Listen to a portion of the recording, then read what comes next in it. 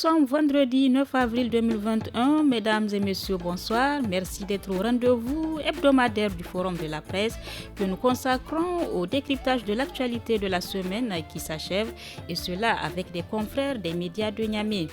Aujourd'hui, nous allons tout d'abord parler de l'investiture du tout nouveau président démocratiquement élu du Niger, Mohamed Bazoum, ainsi que de la nomination du Premier ministre suivi de la mise en place du gouvernement.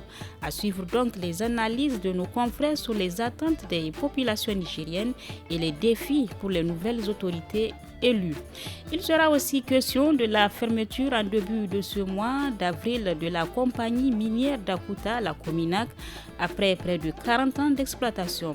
Enfin, nous parlerons de la situation des actes des viols perpétrés sur une fillette et deux jeunes femmes par des militaires tchadiens du G5 Sahel au cours du mois de mars à Tera, région de Tillabéri, des actes dénoncés par plusieurs organisations de défense des droits humains. Pour échanger sur ces sujets, nous recevons dans ce studio M. Hassan Boukar. Il est journaliste à la radio alternative. Bonsoir. Bonsoir. Gare Amadou, journaliste au quotidien La Nation. Bonsoir à vous. Bonsoir. Et Mme Memouna Diado, elle est journaliste indépendante. Bonsoir. Bonsoir. À la modération, c'est Nafis Adam Sirfo.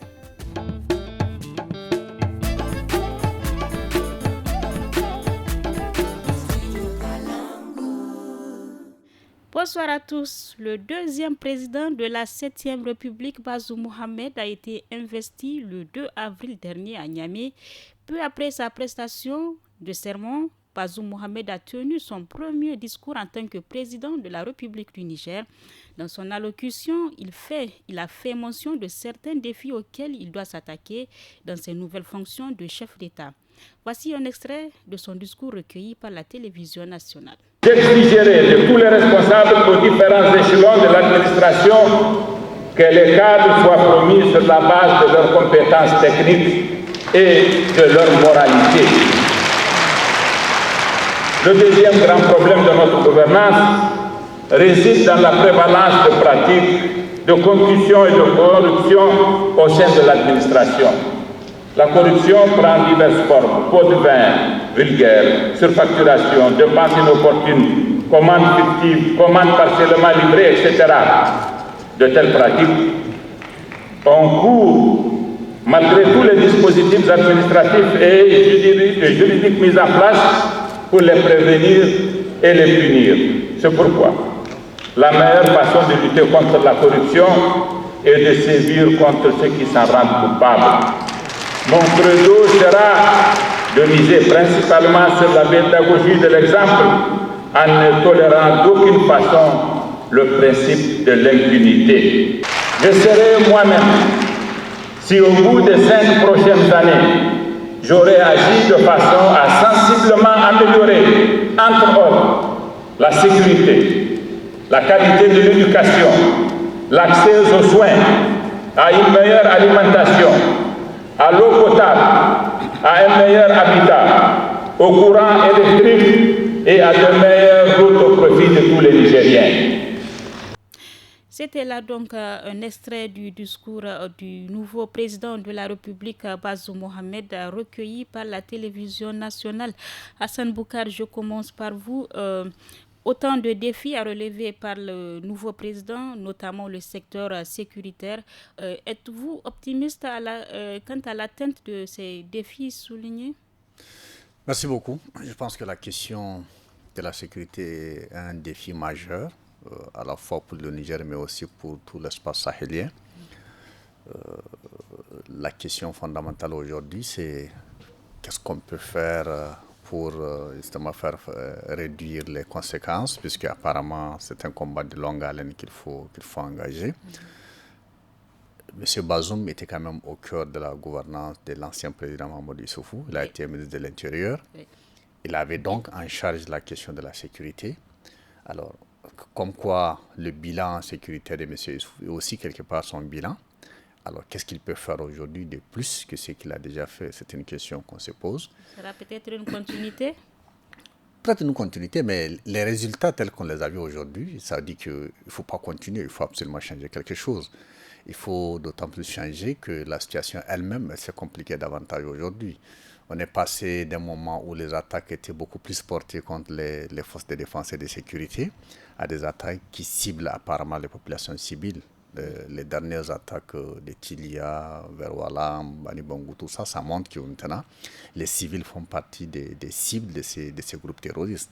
Donc, il y a énormément de défis du point de vue sécuritaire. La question, c'est comment réorganiser, peut-être donner plus de moyens aux forces de défense et de sécurité, et peut-être pour une fois aller aussi sur le fait que le tout sécuritaire n'est pas suffisant pour faire face. Je crois qu'on l'a souvent dit dans ce studio-là.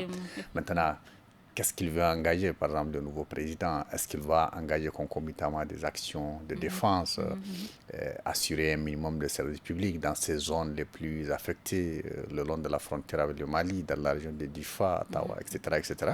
C'est aussi toutes ces questions-là qu'on se pose. Ça a un coût aussi.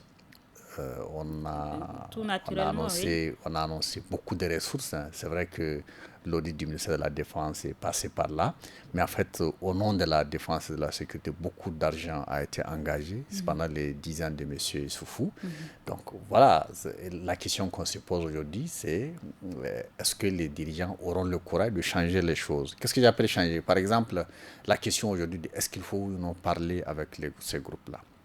Pendant longtemps, les pays ont résisté. Les négociations, entamer des négociations. Est-ce qu'il faut peut-être aller à des négociations? Est-ce qu'ils ont le courage d'aller sur ce terrain? Alors, j'ai déjà entendu le nouveau président dire que dès lors qu'il n'y a pas de chef terroriste, etc., au Niger, ce n'est pas le Mali.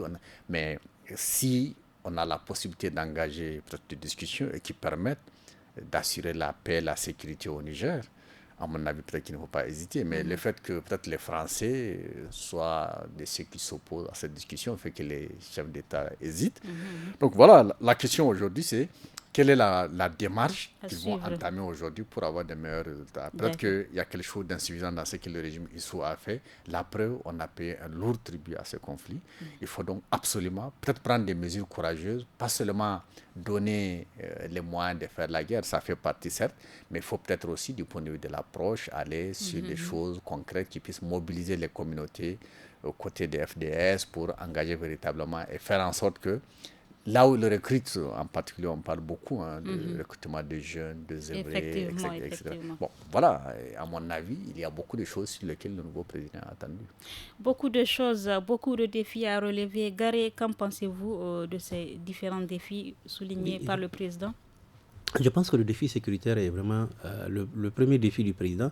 Et c'est pourquoi dans son discours, il a tenu à le rappeler. Il a rappelé les tragiques événements de Tilia et de Bani Bangu, etc., entre Chinagoder et Bani Bangu.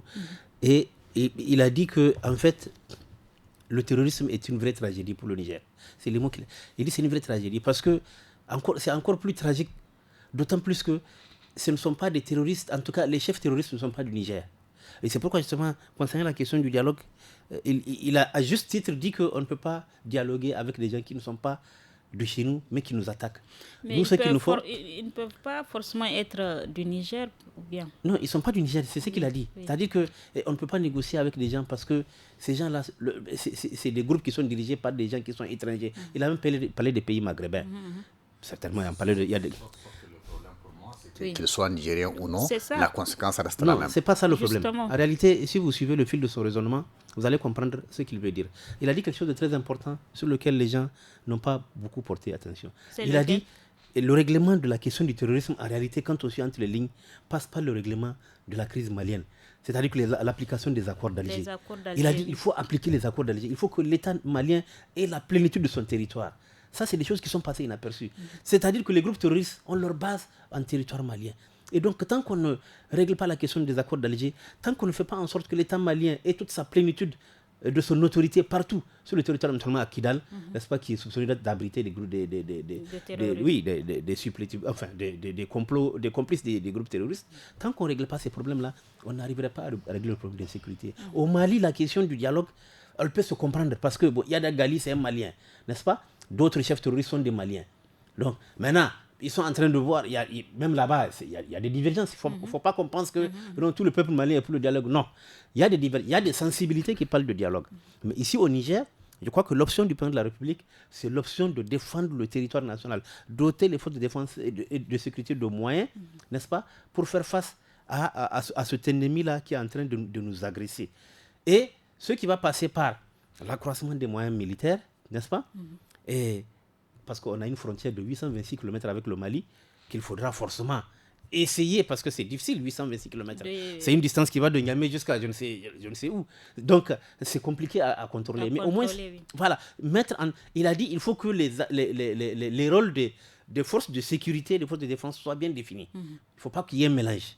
Est-ce que vous comprenez? Donc, vraiment, ce sont des actions... Mais bien sûr, les actions, le tout sécuritaire ne suffit pas. Il en est conscient. Mais ce n'est pas pour rien que le Niger est au sein du G5 Sahel. Et le G5 Sahel, ce n'est pas qu'une entité militaire. C'est ça que les gens oublient. Le G5 Sahel, c'est le côté sécurité et le côté développement. Mais les gens ont tendance à l'oublier. Oui. Et les gens, ils ne retiennent que le G5 Sahel, force militaire. Non. C'est vraiment un tout pour essayer, parce qu'ils ont compris que effectivement, les jeunes qui sont recrutés dans les zones de conflit, dans les zones où le terrorisme subit, ce sont des jeunes souvent qui sont un peu paupérisés. Oui. Ce sont des gens qui sont soumis à des conditions économiques assez difficiles et qui pratiquement se vendent au premier offrant. Et donc, le G5 Sahel a incorporé cette dimension-là pour essayer de faire une sorte de programme qui peut permettre non seulement d'aller sur le plan sécuritaire, mais aussi d'aller pour le plan. Donc, en gros, je pense qu'aujourd'hui, il s'agit pour le président d'assurer la sécurité des Nigériens et surtout de protéger, comment on appelle ça, de redonner confiance aux populations qui sont au niveau des villages frontaliers. Parce que le problème, c'est que quelle que soit, aucune action de développement d'ailleurs ne peut être entreprise. Supposons même qu'on décide qu'on va mettre en place des actions de développement dans les zones, par exemple de Chinagoder ou d'Inates. Mais tant qu'il n'y a pas la sécurité, ça ne peut pas se faire. D'accord. Voilà. Alors, Maïmouna, outre ce secteur de sécurité dont ont fait cas vos prédécesseurs, sur quel point le président de la République doit mettre l'accent selon vous? Sur quel autre point le président doit s'appesantir? Au-delà donc de la sécurité, comme il l'a évoqué, dans son discours, il est revenu également sur ce qu'on appelle la corruption. Oui. Il a surtout mis l'accent également sur la corruption, où il a bien signifié les choses pour dire que cette fois-ci, la personne ne sera pas protégée par son parti politique ou bien par sa famille. C'est tout simplement la justice. Donc là aussi, je pense qu'il a bien vu que ce pays aussi souffre de corruption, souffre d'impunité, donc il faut régler les choses. Parce que qu'est-ce qui fait ça? C'est vrai, on peut avoir la sécurité, mais au-delà de la sécurité, il faut également qu'il y ait plus de clarté dans la gestion, la gestion publique. C'est très important. Donc, il a mis l'accent sur ça et je l'en félicite parce que s'il arrive à faire ce défi de la corruption, un défi en tout cas pour épargner les Nigériens de ce que nous avons vécu ces 10 dernières années, mais je pense que ça va aller. Et il a également évoqué l'école. Oui. Il a évoqué l'éducation. L'éducation, c'est très important également là-bas parce qu'il veut maintenant que ça soit une éducation de qualité. Il faut aller dans ce sens-là parce que ça fait 10 ans que les Nigériens sont en train de parler que l'éducation est à terre. Maintenant, il faut essayer de relever cette éducation. Et il l'a fait comprendre également. Et par rapport également à la dépolitisation de la fonction public. C'est très important également. Parce que ça, il faut dépolitiser la fonction publique pour pouvoir permettre à ceux qui méritent d'être aux commandes, par exemple, d'une direction, ou bien, je ne sais pas comment expliquer les choses, pour qu'on donne la chance à tout le monde. En tout cas, la compétence doit jouer. Donc voilà, en fait, ce que j'ai pu retenir. Et également la scolarisation de la jeune fille, qu'il dit encourager. Oui, Hassan voulait ajouter pour rapidement. Moi, en fait, parmi les défis, je pense qu'il y a un défi qu'il n'a pas évoqué, et qui n'est pas pour moi le moins important. Ce pays vit quand même une certaine crise, je pense, avant les élections, mais aussi les élections ont exacerbé. Par exemple, le rapport entre l'opposition et la majorité qui dirige. Et le régime du président Issou a beaucoup été critiqué pour manque de respect des libertés individuelles, des libertés collectives, des libertés de manifester, etc., etc. On a eu l'impression aussi que le pays est quand même un peu divisé au sortir de ces élections. N'oublions pas que même officiellement, plus de 40% des Nigériens ont plutôt choisi M. Mamadou Ousmane, qui à la date d'aujourd'hui ne reconnaît pas le verdict de la Cour constitutionnelle. Pour la première fois, notre pays s'est installé quand même dans une crise post-électorale. Quel que soit le qualificatif qu'on donne, j'ai entendu dire que c'était quelque chose de totalement artificiel, etc. Mais je pense qu'il y a aujourd'hui au sein de ce pays des difficultés, des crises, n'est-ce pas, qui sont nées autour de ces enjeux politiques. Donc vous pensez qu'il devrait y avoir vraiment un dialogue peut-être? À mon avis, il faut arriver à relancer le dialogue. Il faut recoller les morceaux. Il y a beaucoup de morceaux cassés dans ce pays. Une crise, au vu de la situation qu'on vit déjà, une crise politique, une crise sociale, viendra renforcer les autres crises qu'on est en train de vivre. Donc, il ne faut pas considérer que c'est des choses moindres. Je n'ai pas entendu le président l'évoquer. Mais à mon avis, ces crises, ne faisons pas comme si ça n'existe pas. Les citoyens nigériens également ont de nombreuses attentes vis-à-vis du président, du tout nouveau président démocratiquement élu. Je vous propose d'ailleurs d'écouter quelques-uns interrogés par notre reporter Rafika Taher.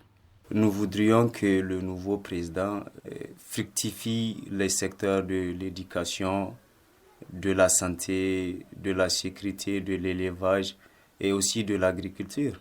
Respecter l'état de droit et combattre la corruption sur toutes ses formes, de créer des emplois pour les jeunes, faire aussi du Niger un havre de paix, d'équité, de transparence, prendre en compte les aspirations de toutes les couches sociales. Voilà. Pour toute question qui a aspect à une question ethnique, régionalisme et autres, de considérer tous les Nigériens au même niveau donc, de traitement, quelle que soit la personne qui fait ces actes, qu'elle soit du gouvernement ou bien de l'opposition, il faut les sanctionner sévèrement selon les lois. L'amélioration du secteur de l'emploi revient aussi sur la bouche des citoyens, la question ethnique. Ouïgharé, donc, que vous suscite, que vous inspire les attentes vraiment exprimées par ces citoyens? Oui, Nafisa, tu me permettras quand même de revenir un peu sur ce que Hassan Boukara avait dit par rapport au discours du président. En réalité, le président n'a pas minimisé la crise, il en a parlé. Il en a évoqué la question. Il a parlé de relancer le dialogue national. Il est conscient qu'il y a eu des fractures. Il a parlé, il considère Mamadou Ousmane comme son frère. Il dit, il faut qu'on puisse relancer le dialogue. C'est la main tendue envers l'opposition. Donc, il est conscient qu'il y a un problème. Ce n'est pas qu'il est inconscient, non. Il en est conscient. Maintenant, par rapport aux attentes des citoyens, c'est vrai, la plus grande attente des citoyens, c'est concernant la lutte contre l'impunité d'abord. Oui. Parce que c'est là-bas qu'on a senti quand même les faiblesses du régime précédent. Et donc, lui, il tient à rectifier le tir. Et c'est pourquoi il l'a dit. Il dit, attention, comme l'a rappelé Memouna, votre formation politique, votre famille ne va pas vous protéger. Quand il dit votre formation politique, en réalité, il s'adresse à tout le monde, même aux militants du PNDS. Bien sûr, c'est pour dire, mais attention, en fait, ne pensez pas que moi, président de la République, moi, vous allez commettre des... L'impunité. Oui, vous allez commettre du tort à l'État et que vous pensez que vous êtes protégé parce qu'il dit non, ça ne se passera pas comme ça. Avec moi, ça ne se passera pas comme ça. Donc, je pense que c'est un signal qu'il donne. Maintenant, on va voir ce que ça va donner sur le terrain. Mais je pense que les gens sont avertis. Ceux qui ont l'habitude de mal se comporter vont en subir les frais. Et déjà, l'affaire du ministère de la Défense, il l'a déjà répété, cette affaire-là sera traitée. On l'espère bien. Oumoudou Mahamadou, le tout nouveau Premier ministre du Niger, a prêté serment mardi dernier devant l'Assemblée nationale, conformément à la Constitution. Et juste après sa prestation de serment, le nouveau Premier ministre a formé son équipe composée de 33 membres. L'on note que c'est le parti au pouvoir PNDS Tareya qui remporte le plus grand nombre de postes ministériels, avec plus de 15 postes, dont des postes stratégiques tels que la défense, les affaires étrangères, l'intérieur, pour ne citer que cela. Alors, Memouna, quelle lecture faites-vous de la composition de ce nouveau gouvernement et la répartition des postes? Bon, pour ce qui est du nouveau gouvernement, tout le monde, nous avons suivi ça. Et je pense qu'il y a eu une amélioration compte tenu donc du nombre pléthorique que nous avons vu les 10 dernières années. Là, c'est quand même 33 portefeuilles, 33 ministres qui vont gouverner. Et je pense que si vous regardez très bien, Nafisa, il y a eu des ministères qui ont disparu complètement. Oui. Et il y a eu des ministères également qui ont été rattachés à d'autres ministères. Justement, oui. Donc, pour permettre que ça soit vraiment restreint, quoi. Donc, que ça ne soit pas pléthorique. Et je pense que ça, là, c'est à saluer, parce que j'ai vu, c'est comme si, au lieu de faire 2 ministères et 2 ministres, donc on peut scinder comme il l'a fait au niveau du ministère de l'enseignement secondaire, où c'est avec le ministère de l'Éducation nationale. Donc, c'est vraiment bien. Et quand on regarde la composition également, il faut se féliciter qu'il y a plus de jeunes de jeunes qui ont pu intégrer donc, le gouvernement. On parle de 25 jeunes au total. Mais malheureusement, le quota... je vais arriver à là, parce que je suis censée également critiquer ce côté. Et donc, je dis que les 25 jeunes, il y a plus de 25 jeunes, c'est déjà bon. Et quand on regarde également, tous ceux qui ont fait à peu près 10 ans de gestion, ils sont pas tous revenus. Donc, c'est également bien. Donc, à part, par exemple, quand on regarde le ministère de la Santé publique, c'est l'ancien ministre qui est revenu à sa place. Quand on regarde au niveau de la gestion catastrophique, c'est également de la gestion des catastrophes. Donc, et même parce que la gestion catastrophique, c'est autre chose. Et même au niveau du ministère de la Santé. C'est Magaji qui revient, le ministère de la Santé, c'est également Iliassou. Il y a également au niveau, Alma, qui revient au niveau du ministère du Transport. Donc, je me dis que vraiment c'est bien. Au niveau donc des femmes, c'est là où j'ai quelque chose à dire. Parce que quand on regarde le partage, déjà le quota n'est pas respecté. Sur 33, 5 femmes. Les femmes n'ont que 5 sièges. Alors qu'en respectant le quota, il devait avoir au moins 10. Au moins 10, quand c'est 33. Donc ça aussi, vraiment, c'est à interpeller. Parce que ceux qui ont envoyé le nom de leurs occupants, donc, n'ont pas tenu compte du quota. Je me dis que ça, c'est la responsabilité de ces partis politiques qui devraient, en envoyant les noms, envoyer également les noms des femmes. Donc, ils ne l'ont pas fait.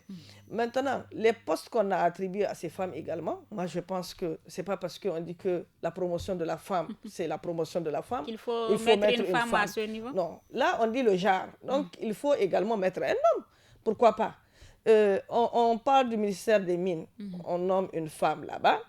On vient déléguer, on dit délégué finance, c'est une femme, pour ce que j'ai retenu. Et je me dis que vraiment, il y a des postes stratégiques aussi, pourquoi ne pas donner la possibilité à certaines femmes d'occuper des postes stratégiques. Des postes stratégiques, quand je parle par exemple, parce que quand on regarde, on pense que l'homme peut faire plus que la femme au niveau du ministère de la Défense, au niveau du ministère de l'Intérieur, au niveau des Finances. Donc, vraiment, c'est des choses il faut que les femmes se battent pour avoir des postes stratégiques. Oui, parce que quand on parle de délégués, moi, je n'ai jamais vu d'homme délégué. On dit chaque fois, c'est la femme déléguée, la femme déléguée. Non, il faut que ça cesse.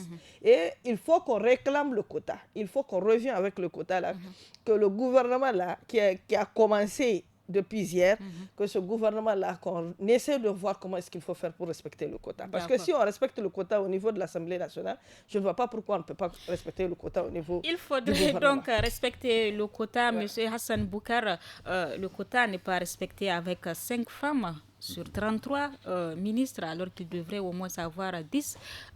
Bien qu'il ne soit pas respecté, on voit l'entrée en masse de la jeunesse dans cette équipe. Que pensez-vous? Qu'est-ce qui les attend? Quels sont les défis à relever par cette jeunesse? Bon, pour les jeunes, je constate d'abord que ce pays est jeune. Donc, il y a des jeunes, c'est tout à fait normal, parce que c'est presque tous les pays qui est jeune, donc c'est tout à fait normal. Maintenant, oui, moi, ça a été une surprise pour moi. Je pensais au moins que le quota allait être respecté. Il y a eu beaucoup de critiques sur les gouvernements parce qu'ils n'ont pas respecté. Mais pour moi, le gouvernement à lui-même, ce n'est peut-être pas ce que j'attends, moi. Un peu déçu quand même, moi. Ah bon? Oui, parce que ça renvoie toujours aux mêmes choses, quoi. C'est-à-dire que c'est le gouvernement des vainqueurs d'une élection, quoi. C'est-à-dire que... Ce sont les mêmes... on retrouve si on peut le dire, les chefs des partis qui ont accompagné, Magaji, Alma, Barazé, et toutes ces personnes qui ont accompagné. Donc, on retrouve, de ce point de vue, il n'y a pas d'innovation, ce sont toujours les mêmes personnes. Donc vous voulez dire que peut-être c'est le partage du gâteau entre eux? Mais bien sûr que c'est le partage, c'est le partage entre n'est-ce pas, tous ceux qui l'ont aidé, etc. Et donc, lorsque vous partez sur cette logique, c'est-à-dire que tout ce que vous voulez changer, les réformes que vous voulez faire, etc., bon, je ne sais pas, j'ai l'impression que vous êtes un peu prisonnier des gens qui vous ont aidé à arriver là où vous êtes, quoi. Donc, il y a ça. Je vois aussi que, bon, au niveau du PNDS, il a ramené certains hauts responsables, comme M. Hassoum Saoudou, M. Ndatou, bon, voilà, qui sont arrivés. Et c'est justement le PNDS qui occupe au moins le plus grand nombre de postes. C'est logique aussi, à mon avis, c'est logique, c'est avant tout son pouvoir. Hein. Maintenant, le Premier ministre, on l'a présenté quand même comme quelqu'un d'assez compétent, quasiment un technocrate et tout ça, qui a assumé des grandes responsabilités. Hein. Il était au ministère des Finances, il a dirigé le cabinet du président Issoufou pendant 2 années. Ce que j'interroge, moi, c'est peut-être le côté politique. Parce que je me dis, au vu du contexte dans lequel ces élections se sont passées, au vu vraiment du climat politique, social autour de la conquête du pouvoir, etc., on a quand même besoin de quelqu'un qui se donne les subtilités nécessaires pour parler avec l'opposition, pour essayer de calmer le front social avec tout ce qu'on voit, etc., parler avec toutes les couches socio-professionnelles, essayer, comme je l'ai dit tout de suite, de coller tous les morceaux, ce qui peut l'être. Alors, je n'ai pas connaissance de compétences ou de passé où il a pu déjà gérer des choses comme ça, monsieur Oumoudou. C'est vrai que sa présence au cabinet du président, au gouvernement, lui permet d'être en contact avec des dossiers importants et tout ça, ce qui fait que, bon, être Premier ministre, il est peut-être préparé. Mais le côté politique, à mon avis, moi je m'attendais vraiment à quelqu'un de beaucoup plus politique, puisque le régime a quand même besoin de bien s'asseoir, hein. C'est-à-dire qu'au vu de la crise qu'on a, il ne faut pas minimiser les crises, à mon avis. On a besoin de quelqu'un qui a peut-être un côté politique qui lui permette. Regardez, le CNDP, c'est carrément alisé. Alors, il faut quand même qu'on trouve quelqu'un qui parle avec les autres, à qui les autres font confiance. Regardez, même quelqu'un comme Ousmane Bazoum, vous l'évoquez dans son discours, on est quand même arrivé à une situation où cette personnalité qui n'a presque jamais contesté une élection, elle-même, elle est arrivée à contester, y compris après une décision de la Cour constitutionnelle. À mon avis, la question de sécurité est une question importante, mais pour moi, le sociopolitique est vraiment quelque chose aussi d'extrêmement important. Et donc, est-ce que ce Premier ministre est aujourd'hui la bonne personne pour parler avec tout le monde, pour relancer les discussions, pour réduire la fracture? Je m'interroge, je ne le connais pas vraiment. Beaucoup donc d'interrogations. Et peu avant sa prestation de serment, les députés même de l'opposition ont vidé l'hémicycle. Le président du groupe parlementaire Zamzam Loumana nous donne les raisons ici. On écoute donc Hassan Soumana. Tout simplement, nous ne savons pas s'il y a un Premier ministre. Et pourquoi? Parce que pour nous, il n'y a jusqu'à présent pas un président de la République. Parce qu'il y a eu un simulacre d'investiture pour quelqu'un que le peuple nigérien n'a pas voté. Le peuple nigérien a voté le président Maman Ousmane, mais son vote a été usurpé par un clan.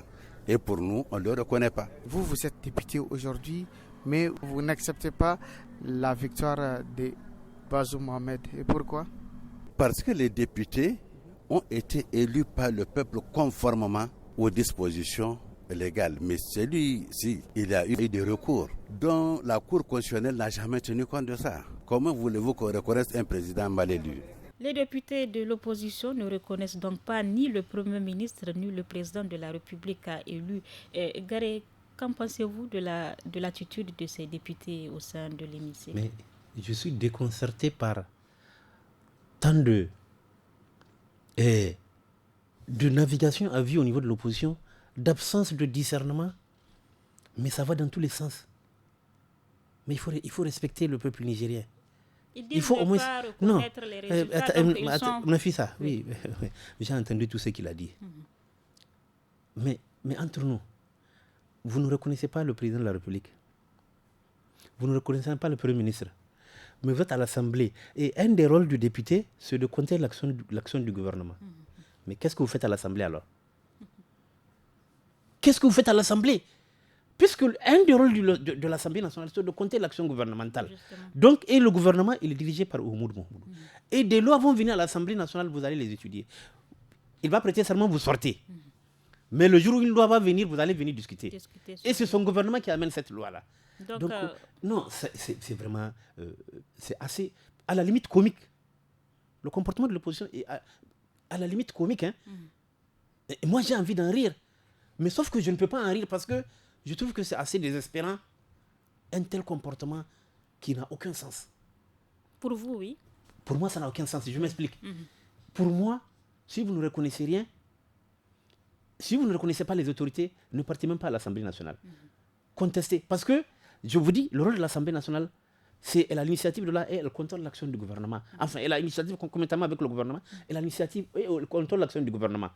Donc, si vous savez que vous êtes à l'Assemblée, vous occupez vos postes au niveau des bureaux de l'Assemblée nationale, vous avez occupé, à partir d'hier jeudi, l'élection qui a eu lieu hier jeudi, l'élection au niveau de... Vous avez occupé vos postes au niveau des commissions de l'Assemblée nationale. Donc, vraiment... Vous êtes venu pour travailler. Et quand vous êtes venu pour travailler, de grâce, cessez des comportements qui vous, à la limite, ridiculisent. D'accord. Qui vous ridiculisent. Donc, j'ai dit... Rapidement, nous allons clôturer voilà, on va chapitre. ce que j'ai dit, pour moi, à partir du moment où l'opposition a pris sa place à l'Assemblée nationale... Elle doit accepter.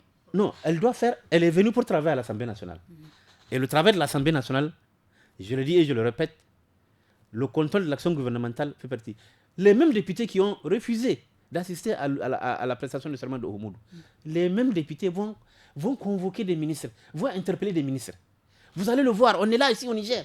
Nous poursuivons donc ce forum. La plus grande compagnie minière d'Akuta, la Cominac, a été fermée le 1er avril dernier, et ce après près de 40 ans d'exploitation, une cessation d'activité qui a plusieurs impacts sociaux et environnementaux selon certains experts de protection de l'environnement. Je reste toujours avec vous, Garé. Comment avez-vous accueilli cette nouvelle de la fermeture de la Cominac? En tout cas, j'étais tout sauf surpris. Parce que Pourquoi? déjà depuis 2019, non, je n'étais pas surpris. Depuis 2019, suite à un conseil d'administration au niveau de la Cominac, l'annonce de la fermeture avait été faite. Donc, j'ai la chance de connaître un peu ce dossier-là. Et récemment encore, j'ai eu la chance, en tout cas, d'avoir rencontré le directeur de la Cominac qui a rencontré les médias et qui a expliqué tout le plan, tout le travail qui a été fait. Même les travailleurs savaient que le 31 mars, la Cominac allait fermer. Oui. Et donc, le plus important, c'était quoi pour les travailleurs? Comment se quitter avec les honneurs, avec le respect, avec la dignité, le mot dignité. Et donc, je crois qu'un plan a été mis en place qui va permettre, non seulement de permettre aux travailleurs de partir avec tous leurs droits, mais même, il y a des plans de, comment on appelle ça, de réinsertion, pour aider ceux qui veulent créer des entreprises, à les créer pour qu'ils puissent vivre. Et il y a d'autres cadres qui vont être reversés au niveau de certaines compagnies, par exemple au niveau de la Somaïr qui continue toujours, et d'autres compagnies qui vont ouvrir. Et mieux, j'ai cru comprendre suite aux explications du DG de la commune que la protection de l'environnement, qui est un volet extrêmement important, non seulement pour la société civile d'Arlit, par exemple, et même pour la société civile en général, nigérienne, ce volet a été pris en compte parce que les mines qui vont être en tout cas fermées seront protégées. Oui. Pour qu'il n'y ait pas de... Donc vraiment, moi je pense que... Et ce plan est fait en relation avec les travailleurs. Et je crois que c'est le plus important, c'est le détail le plus important. Ce n'est pas que la fermeture ait eu lieu parce que la fermeture, elle était inévitable. L'uranium ne vaut plus ce qu'il vaut. Depuis les événements de Fukushima et puis la décision des Allemands de fermer leur centrale nucléaire, l'uranium ne se vend plus bien. C'est-à-dire que le coût de production... Mais même s'il ne se vend pas comme il le faut, ne pensez-vous pas qu'il devrait y avoir d'autres alternatives que de fermer? Non, Nafisa, quand on fait du commerce, ce n'est pas de la charité qu'on fait. On fait du commerce pour gagner de l'argent. Quand tu mets de l'argent pour produire quelque chose, c'est-à-dire que l'argent que tu mets pour produire le kilogramme là, eh bien à la vente, c'est-à-dire que tu vas mettre 100 francs pour produire 1 kilogramme, mais tu vas vendre ce kilogramme là à 40 francs ou 60 francs. Donc... Non, tu ne peux pas faire du... C'est le réalisme économique qui l'impose. C'est-à-dire qu'aujourd'hui, l'uranium ne se vend pas. Et en plus, le détail le plus important, c'est que les mines de Cominac ce sont au stade de l'épuisement. Quand on dit de l'épuisement, ça veut dire qu'on n'a plus de minerais. On est au stade où on n'a plus de minerais qui puissent permettre de faire fonctionner l'entreprise. Mais alors, vous, quelles leçons vous tirez de la fermeture de cette mine qui, selon, comment dirais-je, Gary, est même au stade de l'épuisement? La leçon qu'il faut tirer, c'est qu'aujourd'hui, on a encore d'autres sociétés. On a d'autres sociétés, donc pour que ces autres sociétés ne tombent pas comme Cominac. Oui. Donc, le mieux, c'est de faire en sorte d'étudier, de voir est-ce qu'aujourd'hui, ce que nous sommes en train de produire, est-ce que c'est vraiment rentable du point de vue, donc... voir d'autres alternatives, comme je le disais. Voir d'autres alternatives. Parce que, comme il l'a dit, on savait déjà que Cominac allait fermer. Mais maintenant, quel est le plan? Les plans à suivre. Bon, j'ai également écouté qu'ils ont été dédommagés. Oui, ils ont été mis dans leurs droits. Ils ont été mis dans leurs droits et c'est déjà bon, puisqu'ils ont été mis dans leurs droits. Ils vont être accompagnés, comme ce qu'a dit Garé, pour ceux qui veulent vraiment créer d'autres entreprises, pour pouvoir s'adapter pour ne pas être au chômage. Maintenant, il faut également regarder au niveau de cette population, parce que c'est ça aussi la commune qui est bénéficiaire donc, de ces retombées-là. Comment est-ce qu'il faut également les appuyer? Vraiment, donc, c'est ce que j'ai à dire. Et en 40 ans d'exploitation, plus de 40 ans d'exploitation, vous voyez maintenant que ça ne vaut rien aux yeux du monde. Donc, il faut vraiment aller vers d'autres choses. Hassan Boukar, est-ce qu'il y a des risques à craindre à long terme, moyen ou court? Oui, je pense que pour moi, il faut maintenant penser aux conséquences. Il y a les conséquences au plan humain. Et le plan humain, c'est quand même plus de 1000 personnes qui vont s'en aller. On parle de 600 employés, mais pour 700 ou 800 personnes qui travaillent parfois de façon indirecte avec la communauté. Donc, il y aura beaucoup de gens qui vont perdre leur emploi, c'est des pertes de famille, c'est aussi une perte pour l'économie nationale. Justement. Donc les conséquences, c'est aussi sur le plan des recettes qu'on aurait pu avoir, mais aussi sur le plan environnemental. Il y a beaucoup de déchets radioactifs aujourd'hui qu'on a accumulés en plusieurs décennies d'exploitation. Maintenant, il faut veiller à ce qu'il y ait une bonne gestion de ces déchets-là. C'est quand même une question de santé, d'environnement. Maintenant, l'autre conséquence que moi je vois, c'est aussi pour la région d'Agadez. Alors, dans cette région, lorsque le gouvernement a décidé de criminaliser, d'arrêter la migration, on voyait déjà des milliers de ménages qui vivent directement ou indirectement de la migration, qui perdent une source de revenus. Aujourd'hui, les mines ferment dans une zone où on parle beaucoup de trafic de drogue. Alors, qui vont devenir toutes ces personnes qui perdent leur emploi. À mon avis, il y a quand même des risques auxquels le gouvernement doit penser. Comment aider ces personnes à se reconvertir à d'autres activités. Sinon, des centaines de personnes qui se retrouvent du jour au lendemain sans emploi, sans revenu, c'est quand même un risque, à mon avis, voilà, des conséquences. Nous allons donc marquer une petite pause avant de poursuivre ce débat.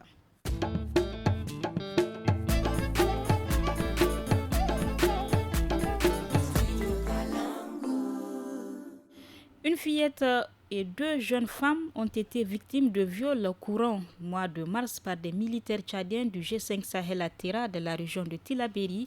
Information confirmée par la Commission nationale des droits humains CNDH, et les autorités tchadiennes ont également réagi face à cette situation en annonçant dans un communiqué de presse en date du 3 avril dernier que les auteurs de ces actes, dont certains soldats tchadiens basés à Tera, ont été arrêtés, tout en précisant que ces coupables subiront les sanctions qui s'imposent en la circonstance. Alors, Gare, quelle lecture faites-vous de ces actes jugés barbares par certains? Non, c'est des actes barbares. C'est-à-dire que c'est ignoble. Quand j'ai entendu que parmi les victimes, il y a une fillette de 11 ans, mais j'ai dit que c'est des monstres, ces gens-là, ceux qui ont fait ça. C'est des monstres. Et on ne connaît pas l'armée tchadienne avec un tel comportement. Et c'est pourquoi j'ai aimé le communiqué du ministère de la Défense du Tchad et celui de l'État, en tout cas de l'État-major et du G5 Sahel. C'est-à-dire pour que il ne s'agit pas de ces gens-là qui ont fait ça. D'abord, il s'agit de les juger et de les condamner à des peines sévères pour que quelqu'un ne puisse pas répéter cela. Et déjà, je pense que ces gens-là ne peuvent plus faire partie de l'armée tchadienne. Oui, ils les ont maintenant, retirés, selon le... Oui, maintenant, ces gens-là ont subi, ces familles-là ont subi un traumatisme. Alors, ce ne serait pas juste s'arrêter à la condamnation. Et puis qui condamne? Parce que bon, l'acte a été fait sur le territoire nigérien. Bon, je ne sais pas les accords entre le Niger et le Tchad. Le Tchad va les juger. Est-ce qu'on est sûr que les sanctions que le Tchad va appliquer seront des sanctions assez lourdes? Maintenant, il faut que l'État nigérien veille à ce qu'effectivement, comme l'État tchadien l'a promis, que les gens là puissent être sanctionnés. Mieux que les familles des personnes, les personnes elles-mêmes et leurs familles qui ont subi ce traumatisme-là, puissent être dédommagées à la hauteur du supplice qu'elles ont subi, ces personnes-là. Parce que c'est un supplice.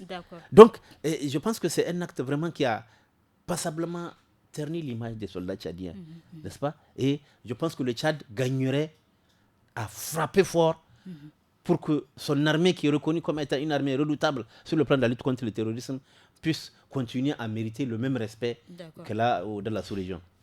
Beaucoup de sanctions, Hassan Boukar, il faut qu'ils soient sanctionnés, ces auteurs. Je pense que ces les sanctions exemplaires, comme Garel l'a dit, je pense que c'est tout ça aujourd'hui. C'est des actes totalement inacceptables. Le cas des viols, ça peut traumatiser une femme à vie, une jeune fille de 11 ans, c'est totalement inacceptable.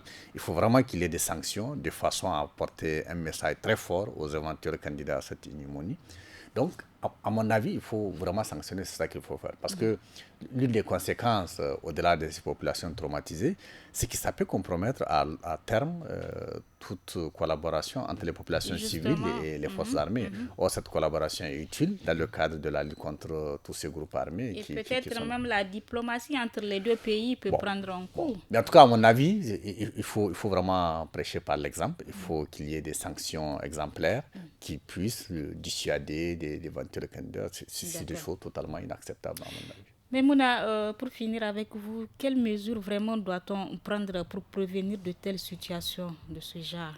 Bon, les mesures, vous voyez, c'est là où, quand les candidats, d'abord, pour passer un test pour être militaire, il y a ce qu'on appelle...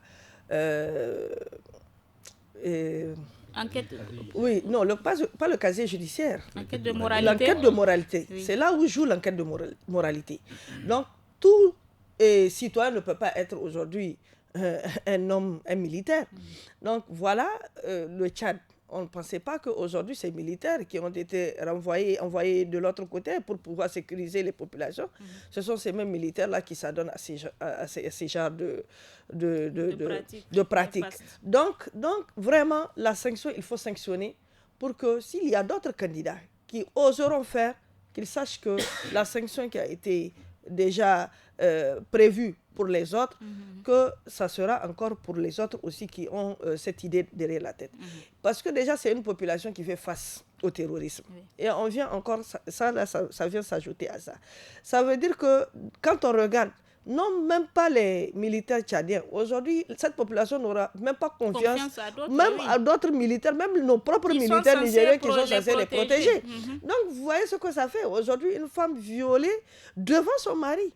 Mais regardez, mais ça fait mal.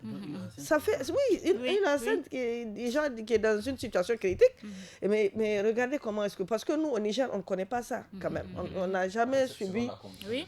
Je crois qu'il y a des femmes d'autres qui n'ont pas voulu témoigner. Qui n'ont pas voulu, justement. Donc, ça ne se limite pas, en fait. Donc, vraiment, c'est la sanction, elle est attendue. La sanction que va prendre le Tchad, le côté tchadien, ça doit être une sanction vraiment qui sera applaudi ici au Niger. Parce que ça fait du mal aux Nigériens. Parce que moi, je n'en croyais pas quand je voyais ça sur les réseaux sociaux.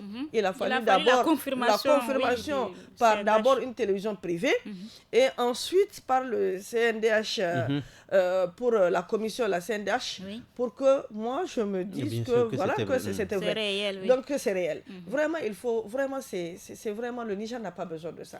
Et les relations, comme tu l'as bien dit, ça peut impacter un peu sur la relation. Parce que nous, au Niger, on ne peut pas aussi accepter qu'on prenne des sanctions légères à l'encontre donc de ces militaires-là. Et vraiment, vraiment, vraiment, comme je l'ai dit, il faut aller... toute personne ne peut pas être militaire aujourd'hui. Allez-y vers les enquêtes de moralité que ce soit au Tchad, que ce soit au Niger, parce qu'on ne sait jamais. D'accord. Et donc, c'est ici que prend fin le débat de ce soir. Merci, chers auditeurs et auditrices de Studio Kalangu, de nous avoir suivis.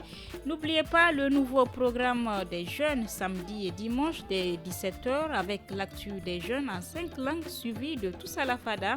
Et à partir de 18h15 le samedi, vous pourrez suivre le forum en Hausa sur les accidents de la circulation à Dakoro, dans la région de Maradi. Et le forum en langue Zarma le dimanche à partir de 18h15 sur le thème la production de la pomme de terre à Bonkoukou. Nous étions en compagnie de Hassan Boukar, journaliste à la radio alternative, Garé Amadou, journaliste au quotidien La Nation, et Memoun Diado, journaliste indépendante. Merci d'être venu. À la modération, c'était Nafisa Adam Sirfo, à la technique Issa Kalawali et à la régie vidéo Mustafa Ayouba. Au revoir.